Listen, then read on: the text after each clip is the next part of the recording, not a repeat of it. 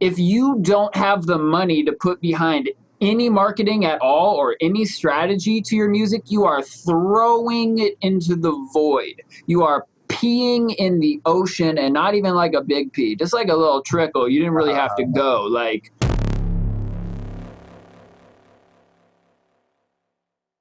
I think most musicians' strategies are terrible.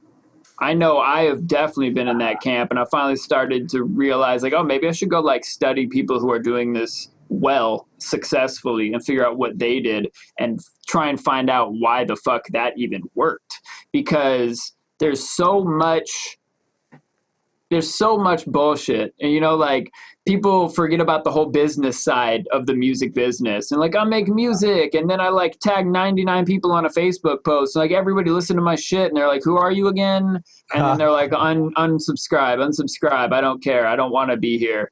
And so it's like, what's the strategy? Like, I was hearing this thing, Indiepreneur, indiepreneur.io is the website. I was checking out their intro course called the Buddy System. And in the Buddy System, they teach you, like, basically there are clear steps when you're meeting a human that get you, like, closer and closer to that person towards a friendship or a relationship of any type. And if you skip steps when meeting people, that is assault. You know, like, whether it's just like emotional verbal assault or getting past that, like, you don't want to skip the steps. But online, so many musicians try to skip all the steps, and it's like, hey, person I don't know, support me, listen to my shit, take time out of your day, give me money. Where it's like, wait, why? But why do they care? Why? They don't care.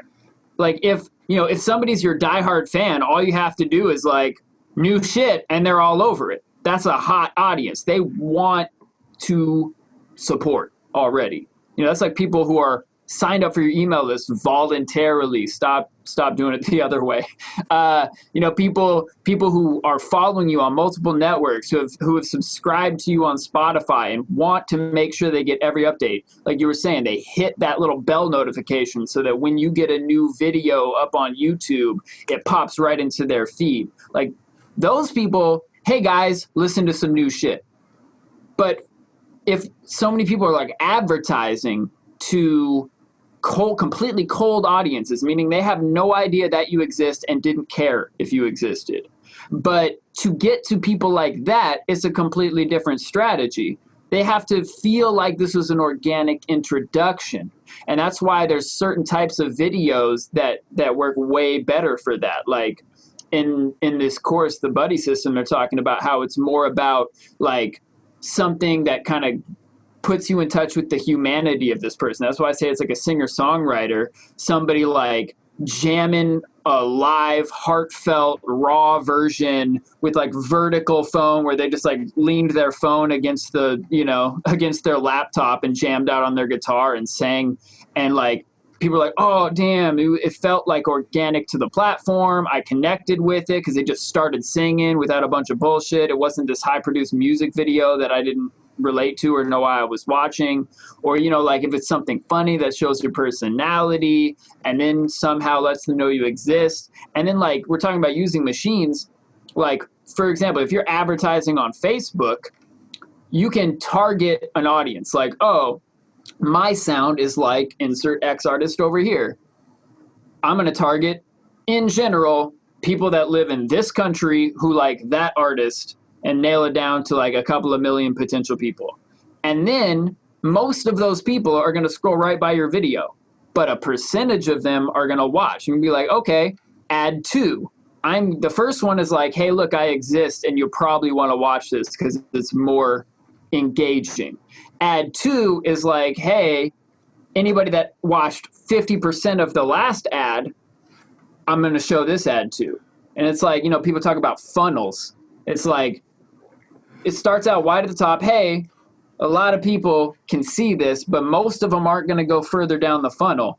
And it's going to get smaller and smaller. And you want to eliminate the people that don't give a fuck about what you're doing so that you're really nailing it down to this core group of people that really like what you're doing. And then you know who they are, and Facebook knows who they are, and you can retarget and make what's called a lookalike audience off of the real actual people who really actually fuck with your music. And then be like, okay, cool. Now Facebook, go look for people that on paper and based on their online, history and behaviors, act and look like these folks here. It's like, oh, people who like my music are in their 20s and from the West Coast and really dig Bob Marley or whatever, right? Like, oh, those are the people that Facebook is going to go look for now to show that first ad to, and hopefully you get a better percentage of people that watched more than half of the video to show ad two to, and you like hopefully spiral in a good direction, spiral upward with that. I love all of that. I just want to preface that with two things. First off, there's no getting around building genuine connections with people, and in the beginning connecting with people one-on-one. You're not going to be able to do these massive grabs where you get 100 fans at once if they don't see that somebody else isn't rocking with you. And so there's a book I read called Crossing the Chasm, which is about like startup companies, but I think is very applicable in music. And basically it has this like bell curve distribution, and it's cut into 4 parts. And it talks about that small sliver at the beginning is like the visionaries. They're the ones actively seeking out new music. They're the ones that are like really into the indie or underground scene. They're the ones that just get super stoked to find a new artist when they're small. That's like 5%. Then you have the 45, which is like the first like big boost in fans. And they really like good new music, but they need to see some social proof behind it before they get into that. And so they almost need to be told in a sense, but they're still accepting of like new forward music, right? Then you have the second 45%, and they're like the followers. They want to know that an artist is good already and that they can go to massive concerts and do all these things. And so they're looking at that first 50%. And those are the fans that you're going to get when you're like already established in your career, touring, whatever. And so there's that 5% left at the end. These are all the people that are going to find out about you when your career's done, when you've died, whatever. So they're not. Have you heard of Led relevant. Zeppelin? They're amazing. Exactly. And so there are still new Led Zeppelin fans being gained every day. It's just that sliver is super tiny. And so you cannot skip that step of giving a shit about other people. That's just the way it is. You need to find artists who you also believe in, who are in a similar stage.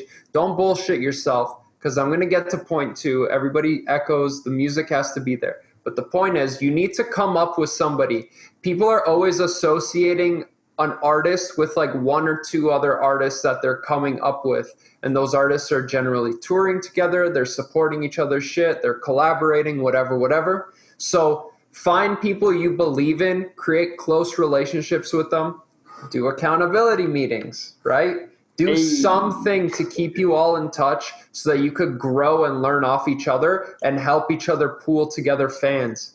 Now, the second thing is everybody says the music's got to be there. The music's got to be there. I know people are like desensitized to this idea, but I'm going to say that's an extension of, you can't look at somebody like Travis Scott and be like, yo, I'm just going to marry a billionaire and I'm going to release the hottest album. Or you can't look at a Kanye and be like, oh, I'm just going to be like super innovative and make like a sneaker company and think about running for president and all the other crazy shit he does. It's like you have to look at what they were doing when they were where you are now. That's making the thing. 5 beats a day for 3 summers. I deserve to do these numbers. Dude, fire. And that's exactly what he did. He wasn't like being overly rambunctious on social media or trying to start the sneaker company then or doing this or that. It was all about the music. when they had something to present, then they were actually getting out there more, built up that fan base, then they worked on more music, whatever, right? You take it step by step. You can't look at somebody like that and be like, oh, I want to be like Kanye, or oh, I want to be like ill.Gates, or I want to be like whoever, and then be like, I'm just going to look at their page right now and see what they're posting and recreate that. Like Gordon Ramsay, who fuck Gordon Ramsay, first of all, makes his living being a dick to people, but he could not be a dick to like people. Him.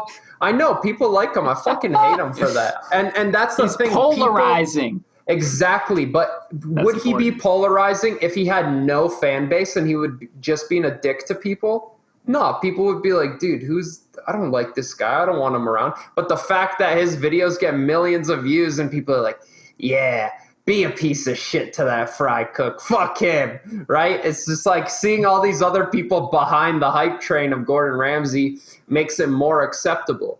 Otherwise, you strip all that back and you realize like, oh, it's like this dude's just unlikable. Like he's hard to get along with, very disagreeable. That's pretty funny. You know, you mentioned something a minute ago.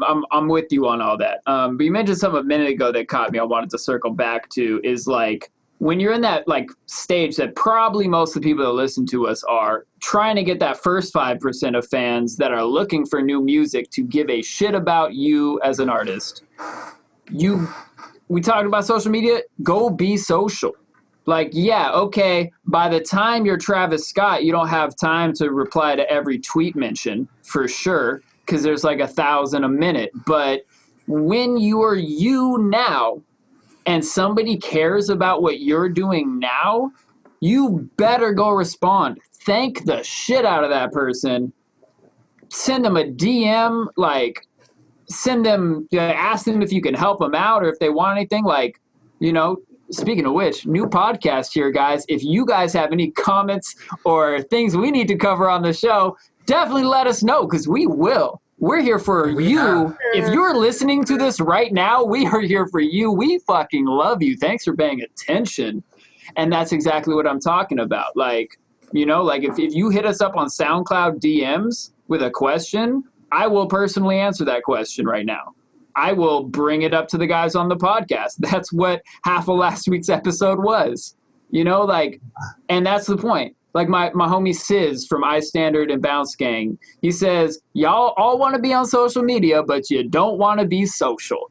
Like, show up. There's people there. That's the whole point. Just putting your shit out there and being like, yo, I did shit is one phase of it. But if people comment or share it or like it, holler at those people. If you post, you know, if you post something on your Facebook business page and somebody reacts at all, even if it's the angry face emoji, they're now on a list where you can click through and invite them to like your page. You know, like, least you could do. You know, like, if they write a comment, God damn it, comment back. If they send you a DM, send a DM back. Like, talk to them. If you get so famous and so busy that so many people are hitting you up that you literally can't, cool. You surpassed the need for this part of this conversation. By the way, now you got that music money. Hire like a social media person to answer all your DMs for you. I can't. Or a chat robot. You know, buy a chat robot because those things work pretty well. For real. I just wanted to show the cover really quick just to give people a visual, but this is what it looks like. And that's sort of that initial first part. We can ignore that because they were talking about investors, but this is your initial fan base that you really need to be building those personal connections with and not only having them engage with your life and care about you, but you also really need to care about them and know who they are and why they like your music for what it is. And you need to be replying to their comments and their DMs when they message you, because Amen. This group is looking at this group for social proof. This group gets off on finding you. for anybody who is listening to this on audio version, it's a callback to when he talked about the book called Crossing the Chasm, about the bell curve of fans that come in early, and there's a picture of that bell curve, and there is a chasm between like the early adopters and that next 45% of people that come in once they're social proof. But I'm gonna disagree with you slightly on a point. You said ignore that first little slice. There's a very thin slice at the very beginning that apparently talks about investors. That is you. You are the investor. Invest the shit out of your time if you don't have money. If you have any money to put behind your music career, God damn it, invest that. I mean, you already bought a laptop. You bought Ableton or some shit. You bought some sample packs. Awesome. Good start. Once you got some music out, invest in a distribution company. Once you got distribution, invest in marketing. If you don't have the money to put behind any marketing at all or any strategy to your music, you are throwing it into the void. You are peeing in the ocean, and not even like a big pee, just like a little trickle. You didn't really have to go. Like, I think it would be better to like sit on the music for a minute until you had like a little stack of releases to put out, and like during that time specifically save small frequent amounts of money where you can set aside, even if you're setting aside like $5 a week, that's just going to add up to something you can start. And I encourage you to find more money than that. Like, did you really need that beer at the bar after work, or could you just drink a water with your homies? Did you even need to go to happy hour, or could you have gone straight home and made music after work? Like, did you need to buy lunch for $20, or could you have packed it from shit you already bought at the grocery store? Like, rethink how you use your money and think about like, what's my real goal in life? Is my goal to have the money so I can spend it on shit that goes away today? Or is my goal to invest in myself and my music business and my life that I want to lead? It's a very good point, Luke. I think that's a really fucking fantastic way to bring this whole conversation full circle, is that you need to 100% invest in yourself. You need to invest in your ability to maintain focus on things by turning all the other shit off. You need to invest in yourself to put the effort in, to make the small connections with other people. You need to invest in yourself monetarily to make sure that your music project has the greatest chance of success. You need to do all of the things that take invested effort in order to make this shit work. So I love that point. And thank you all for joining us on another beautiful episode of the Human Music Podcast. Hey, I just want to say one thing. I'm sorry, but to really drive it home, something I always think about that I've stuck to has been this idea of you are always sacrificing. And if you want to go out for happy hour, it's not a matter of sacrificing happy hour for music. You're either actively or passively sacrificing. And if you go out for happy hour, you are sacrificing music for happy hour. And there's nothing wrong with that. But have the self-awareness to know what level you want to get to and act accordingly. That's it. I like it. What's up, humans? It's Luke, your friendly neighborhood trap Jesus. Thank you so much for watching our videos. We appreciate you. Remember to like and subscribe to our channels. And if you have any questions or topics that we need to cover on the show, put them in the comments. Appreciate you. Peace, and peace among worlds.